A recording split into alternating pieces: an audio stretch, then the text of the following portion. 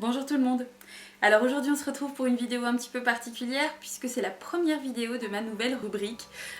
Vous le savez, ça fait un moment en fait que j'avais envie de partager un petit peu avec vous mes goûts, ce que je regarde, ce que je lis, ce que j'écoute, choses comme ça. Je sais que c'est quelque chose qui vous plaît, je sais que vous aimez bien quand j'en parle. Donc du coup, c'est parti, nouvelle rubrique. Donc ça s'articulera sans doute principalement autour de l'art de façon très vaste, mais j'ai pas encore balisé complètement tous les sujets, on verra un petit peu, hein, ça va être l'improvisation. Mais en tout cas, je suis hyper contente de pouvoir enfin me lancer là-dedans et de vous parler autre chose que de beauté, ou en tout cas de beauté sous une autre forme. Alors, aujourd'hui on va inaugurer du coup cette toute première vidéo d'une façon assez chic puisqu'on va parler d'Edgar Allan Poe. Alors, pas sa vie, son œuvre en détail, je vais pas vous lire sa page Wikipédia, ça n'a aucun intérêt, mais en fait je vais vous parler du cycle d'adaptation que lui a consacré le réalisateur Roger Corman entre 1960 et 1965. Si vous me suivez sur les réseaux sociaux et principalement sur Twitter, vous n'avez pas franchement pu passer à côté du fait que je regarde beaucoup de vieux films d'horreur ces derniers temps. J'y consacre la plupart de mes soirées, parfois même de mes nuits, parfois même de mes après-midi. J'ai commencé en fait par le cinéma gothique italien. C'est un genre que je connaissais très peu mais que j'aimais déjà beaucoup en fait, du peu que j'avais vu. Donc j'ai commencé avec des classiques de Antonio Margheriti, Riccardo Freda, et je suis tombée complètement amoureuse de l'actrice Barbara Steele. Il se trouve que je peux être assez obsessionnelle en fait avec ce que j'aime, donc du coup j'ai arpenté sa filmographie de long en large et j'ai fini par regarder un petit peu par hasard La Chambre des Tortures, qui est l'une des adaptations de Roger Corman. Et c'est là en fait que j'ai mis le doigt dans le terrible engrenage et que la longue descente du cycle a commencé. Donc chacun de ces films en fait mériterait une vidéo à eux seuls, mais j'ai pas envie de le faire et j'ai pas envie non plus de vous détailler les histoires véritablement, parce que ce que j'ai beaucoup aimé en fait moi c'est de découvrir tout ce cycle sans en connaître rien du tout. Pour utiliser une métaphore qui s'adapte bien en fait au cinéma gothique, j'ai eu l'impression de rentrer dans un vieux château et d'allumer les pièces une à une en fait. Et de le découvrir avec des grands yeux émerveillés, enfin voilà, vraiment c'est quelque chose que j'ai beaucoup aimé. Donc je vais vous en parler brièvement, mais j'ai pas envie de vous gâcher la surprise, j'ai surtout juste envie de vous donner envie en fait. Donc il n'y a pas véritablement de chronologie en fait dans tout ce cycle. Il a été tourné entre 1960 et 1965, mais vous n'êtes pas obligé de les regarder dans leur ordre de sortie. Ils sont adaptés de nouvelles qui sont complètement différentes, donc il n'y a pas de lien entre les personnages ni quoi que ce soit. Vous pouvez vraiment les regarder comme vous voulez. Moi je l'ai fait un peu par ordre d'affinité en fait, ce qui m'attirait le plus. Donc très logiquement, après La Chambre des Tortures, je me suis dirigée vers Le Masque de la Mort Rouge. Alors je dis très logiquement parce qu'en fait c'est ma nouvelle préférée de Poe, vraiment. C'est une nouvelle qui me parle beaucoup et dont il est fait mention également dans le Fantôme de l'Opéra. Donc là c'est pareil, vous savez probablement déjà que j'adore l'histoire en fait du Fantôme de l'Opéra, et il apparaît en fait justement déguisé en mort rouge au moment de la mascarade, donc bon bref, peu importe. Donc du coup j'ai regardé cette adaptation avec fébrilité et impatience parce que bon, comme c'est une nouvelle que j'aime beaucoup, j'en attendais pas mal. Après avoir justement eu ce coup de cœur particulier pour La Chambre des Tortures, je me suis dit j'espère que ce sera un peu du même niveau, et c'était même encore au-delà. C'est vraiment une de mes adaptations préférées. Ensuite j'ai vu La Chute de la maison Usher. Pareil, qui est une adaptation assez saisissante, qui est un peu un huis clos en fait. Ensuite, j'ai vu La Malédiction d'Arkham. Donc là, dans les 8 films, c'est le seul qui est plus adapté véritablement de Lovecraft que d'Edgar Allan Poe. Ce qui est plutôt cool aussi, hein. Et donc du coup, si effectivement vous connaissez Lovecraft, immédiatement le nom d'Arkham vous évoquera quelque chose. Ensuite, j'ai regardé Le Corbeau. Donc là c'est une adaptation un petit peu différente, puisqu'elle a un côté un peu burlesque, enfin disons que dedans il y a une ambiance qui m'a fait penser un petit peu au genre de film qui pourrait passer à Noël justement. C'est particulier parce que ça colle pas trop avec le reste du cycle, mais j'ai trouvé ça plutôt cool, et dedans vous allez retrouver Boris Karloff, que je ne présente pas, et un très jeune Jack Nicholson, que j'ai pas du tout reconnu au départ en fait, mais à un moment donné il a fait une espèce d'expression pas possible et je me suis dit mais je connais cette tête, et il se trouve que c'était Jack Nicholson. Donc ensuite j'ai vu La Tombe de Lygia, ou Ligeia, je sais pas exactement comment ça se prononce, mais toujours est-il que dans le film ils disent Lygia, donc c'est comme ça que je dirais. Là c'est pareil, c'est une des adaptations qui m'a le plus touchée, que j'ai vraiment préférée, que j'ai beaucoup aimée. J'y reviendrai justement un petit peu après. Puis j'ai regardé L'Enterré vivant. Donc L'Enterré vivant, c'est la seule adaptation dans laquelle on ne retrouve pas l'acteur Vincent Price. Dans toutes les autres, vous le retrouvez, et c'est systématiquement l'acteur principal, et c'est tant mieux, parce que c'est un acteur fantastique, vraiment.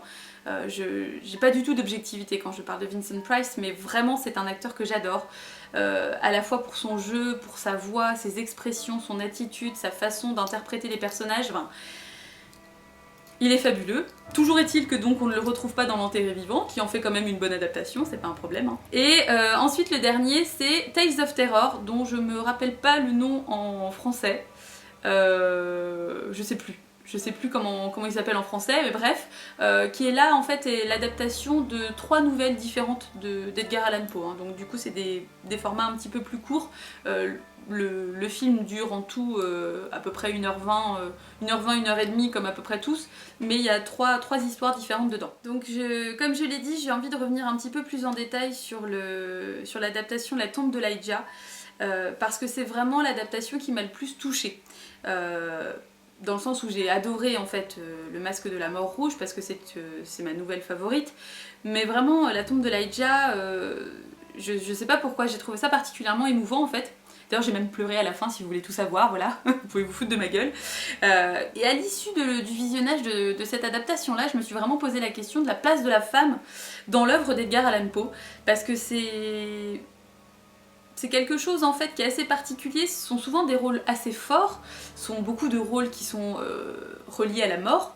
Bon après de toute façon, à la fois dans la vie d'Edgar Allan Poe comme dans son œuvre, la mort est omniprésente. C'est probablement le personnage principal en fait de toutes ces nouvelles, de tous ces poèmes.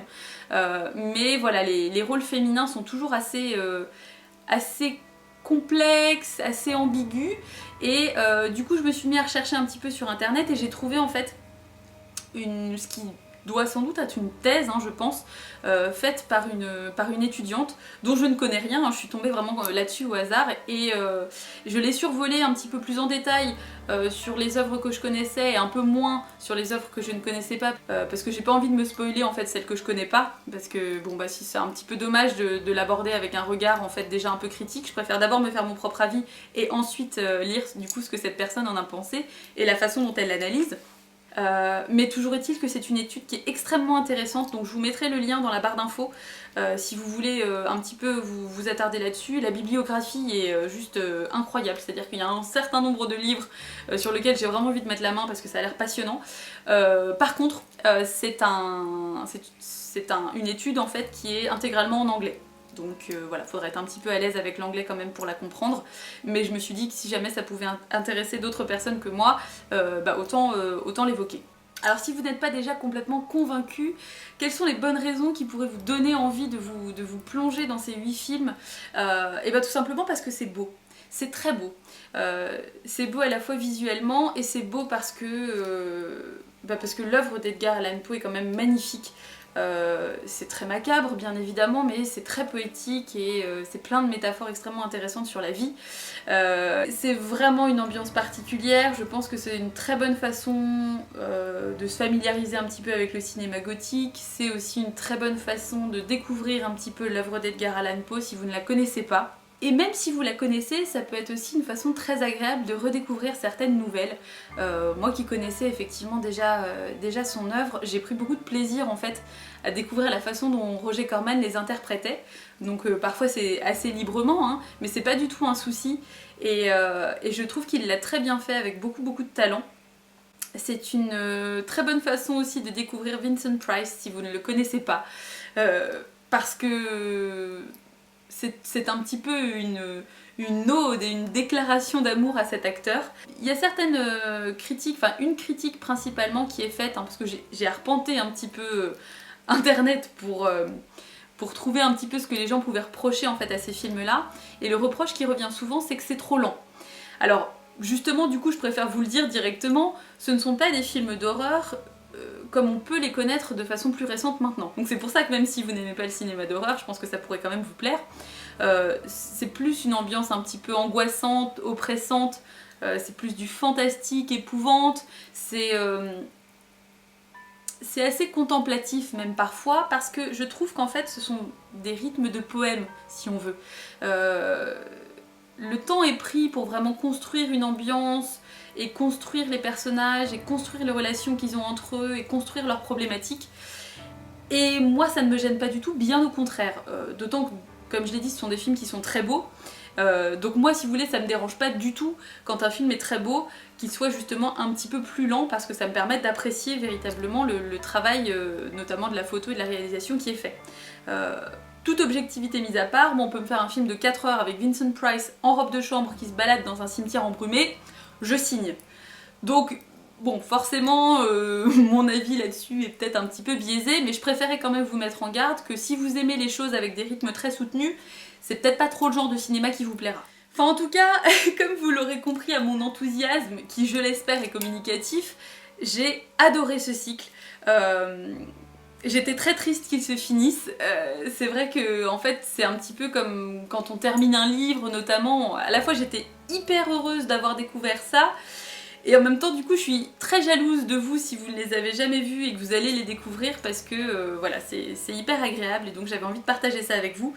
Maintenant du coup je me suis retournée à nouveau vers le cinéma gothique italien, donc je pense que la prochaine vidéo parlera de ça.